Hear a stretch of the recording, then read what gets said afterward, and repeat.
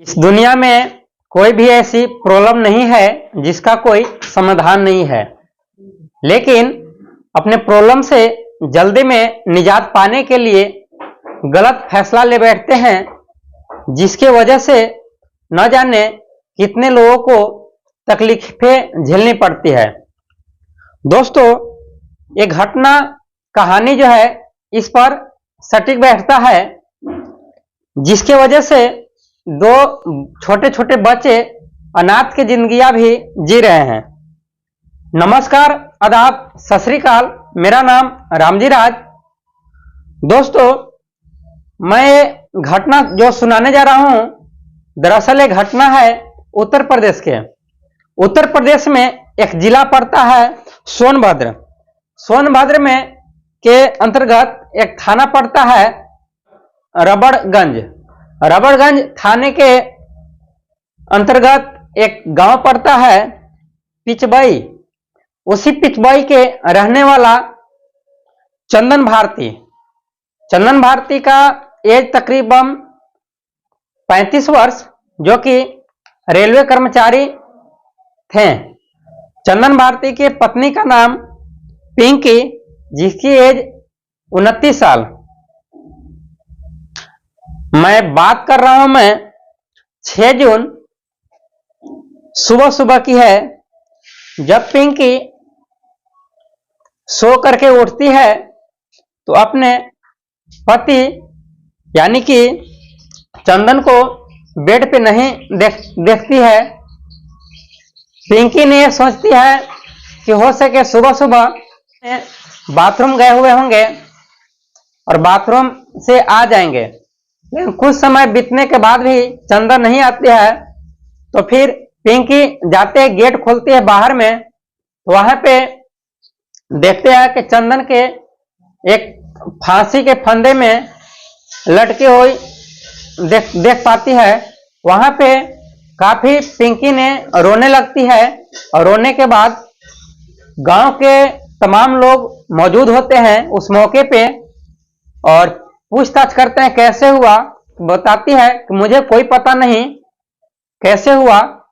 जब गांव वाले ने, सीनियर लोगों ने प्रशासन के यहां कॉल करते हैं, पुलिस इस जगह पे पहुंचती है और गांव लोगों से तलाशी लेती है, लेकिन किसी तरीके से पता नहीं चलता है।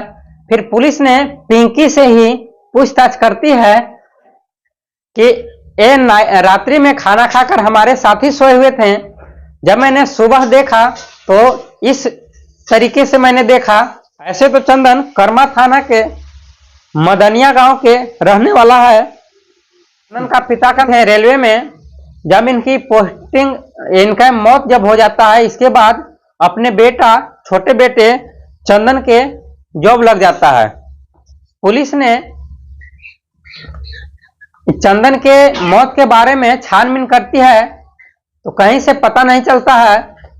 लास्ट में पुलिस ने चंद्रशेखर से पूछते हैं कि आपका भाई चंदन के मृत्यु हो गया है, खुदकुशी कर ली है। लेकिन जब चंद्रशेखर ये बात सुनता है तो बताता प्रशासन को, अपने पुलिस को, कि नहीं सर, ऐसा हमारा भाई कतई नहीं कर सकता है। दरअसल मुझे ज्यादा शंका है कि हमारा भाभी ने ही हमारे भैया को हत्या किया है। जब ये खुलासा पता चलता है तो पुलिस ने इस चंद्रशेखर के ही बातों पे छानबीन करती है, और छानबीन करने के बाद अपने एक टीम को गठित करती है। टीम को गठित करने के बाद जगह जगह पे पता करती है, सीसी कैमरों को खंगाला जाता है, लेकिन कोई जानकारी नहीं मिलता है। कुछ दिनों बीतने के बाद, 5-6 दिन के बाद, 11 जून को टीम बताती है कि इस जगह पे इस पिंकी का एड्रेस शो कर रहा है, क्योंकि पिंकी एक दिन के बाद ही वो घर से भाग गई थी, ताकि हमारा जानकारी न मिले, नहीं तो प्रशासन ने मुझे कैद करके रख लेगी और कड़ी सजा देगी। इसके डर से पिंकी भाग जाती है घर से। फिर 11 जून को पुलिस के टीम ने खोज निकालती है और वो पुलिस जो है अपने लोकेशन पर जाकर के बस स्टैंड पर जाती है और पिंकी को उठा करके लाती है। जब पुलिस ने पिंकी को अपने कस्टडी में ले लेती है तो फिर पिंकी से अपने पति चंदन के बारे में पूछताछ करती है। तो पिंकी ने ज्यादा टाइम बिताते हुए न करती है, बल्कि वो साफ साफ बताती है कि इनकी जो मृत्यु कोई और नहीं बल्कि मैंने ही किया है। जब ये खुलासा जब होता है तो लोगों को यकीन भी नहीं करते हैं कि शायद ये औरत ऐसी अपने हस्बैंड को कैसे कर सकती है। दरअसल चंदन का पिता का नाम शंकर भारती और मां का नाम कबूतरी देवी। शंकर भारती के 3 बच्चे हैं, जिनका बड़े बच्चे का नाम लड़की है, उनका नाम राजकुमारी ऑलरेडी पहले से ही शादीशुदा हैं, और 2 लड़के हैं जिनका बड़े लड़के का नाम चंद्रशेखर और छोटे लड़के का नाम चंदन।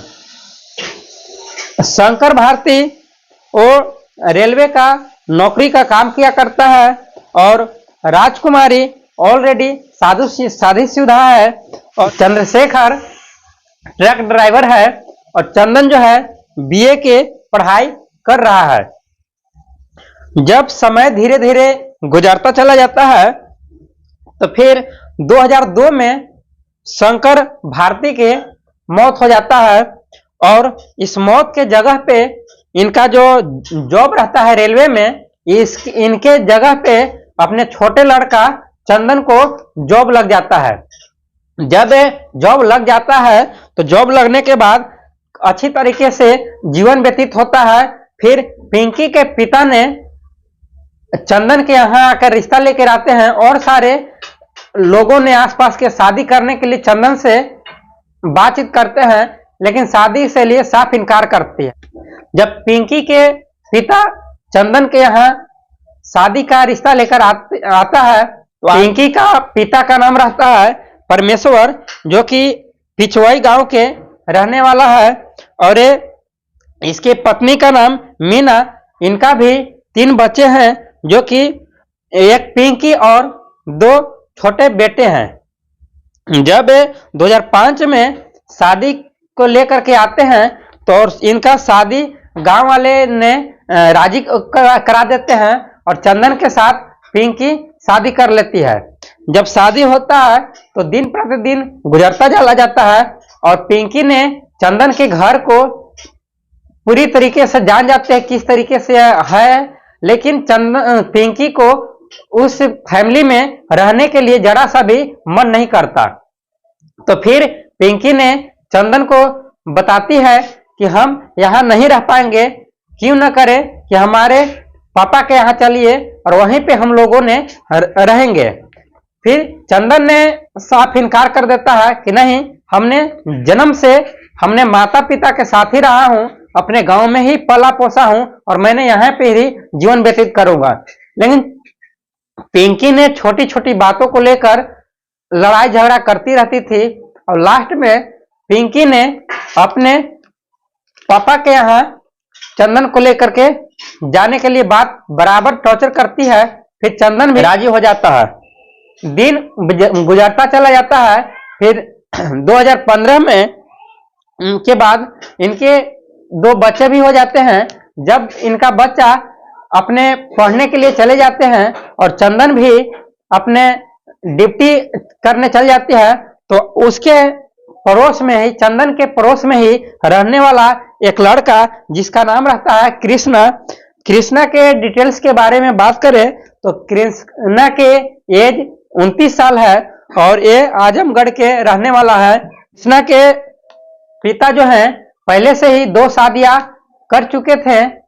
कृष्णा छोटी माँ के साथ अपने चंदन के ही पड़ोस में ही रूम लेकर के किराए पर रहा करता था। जब दिन गुजरता चला जाता है। फिर लास्ट चंदन ड्यूटी चले जाते हैं, तो फिर कृष्णा ने उस पिंकी को देखता है, तो उसकी एक ही झटके में अपना कृष्णा ने पसंद कर लेता है और चाहता है कि कब टाइम मिले कि मैं इनसे बातें करूं। लेकिन दिन गुजरता चला जाता है। अब एक दिन चीनी के बहाने पिंकी के घर जाता है कृष्णा, और उस टाइम चंदन ने अपने घर पे नहीं रहता है, तो काफी इन लोगों का टाइम मिल जाता है और पिंकी भी कृष्णा को देखते ही एक ही झटके में पसंद कर लेती है। और पिंकी ने अपने बेड पर कृष्णा को बुलाती है और बुला करके अपने प्यार भरी कहानियां सुनाती है, बातचीत करती है। काफी टाइम बीत जाता है। फिर बीतने के बाद वो इतना अपने करीब आ जाते हैं कि रोज बातचीत करने लगती है। और करने के बाद वो कृष्णा ने चल जाते हैं अपने घर, और फिर दिन गुजरता चला जाता है। कुछ दिन के बाद ऐसी सिलसिला जारी रहता है। फिर अचानक कृष्णा ने गलत टाइम पर पिंकी के घर आ जाता है, और उधर से चंदन भी अपने ड्यूटी करके घर आता है। आकर के देखता है दोनों को आपत्तिजनक में, तो काफी गुस्से होता है। उस टाइम तो कृष्णा ने भाग जाता है, लेकिन चंदन ने अपने पत्नी पिंकी को खूब पिटाई करती है। लेकिन पिंकी ने काफी रोने लगती है, बोलती है कि आइंदा के बाद मुझे ऐसा हरकतें कभी नहीं करूंगा, आज के बाद मैं उसको भूल जाऊंगा। लेकिन पिंकी मानने को कहा है। एक जैसे ही चंदन घर पे नहीं रहता, फिर पिंकी ने ही कृष्णा को बुलाते और काफी अपना प्रेम की बात किया करते। फिर 2-4 दिन के बाद फिर चंदन ने पकड़ लेती है और काफी दोनों ने मिल करके झगड़ा करते हैं। फिर कृष्णा ने अपने चंदन के पत्नी पिंकी से बताता है कि ऐसा करते हैं कि हम चंदन को ही हमेशा हमेशा के लिए इस दुनिया से निकाल देते हैं। जब ये बात कृष्णा ने पिंकी को बताता है, तो पिंकी भी राजी हो जाता है। और इन लोगों ने रेशम की डोरी से इसके गले में कस करके चंदन को मौत का घाट उतार देते हैं, और अपने हत्या को आत्महत्या को करार देने के लिए इन लोगों ने अब गेट पर रस्सी बांध करके और टांग देते हैं, और कृष्णा यहां से फरार हो जाता है। जब दिन गुजरता जाता है, प्रशासन ने काफी छानबीन करता है। करने के बाद अंततः पिंकी ने ये सारी बातों को थाना में कबूल कर लेती है। दरअसल ये पूरी घटना को सुनाने का उद्देश्य है किसी को परेशान करना नहीं, सचेत करना है, जागरूक करना है। आप लोग सावधान रहें। और फिलहाल इन दोनों आरोपियों को गिरफ्तार कर लिया है, और गिरफ्तार करके गंभीर धाराओं का मुकदमा दर्ज कराकर इन लोगों को जेल भेज दिया है। इस पूरी घटना में आप लोगों का क्या राय है, कमेंट बॉक्स में जरूर बताएं। जय हिंद दोस्तों।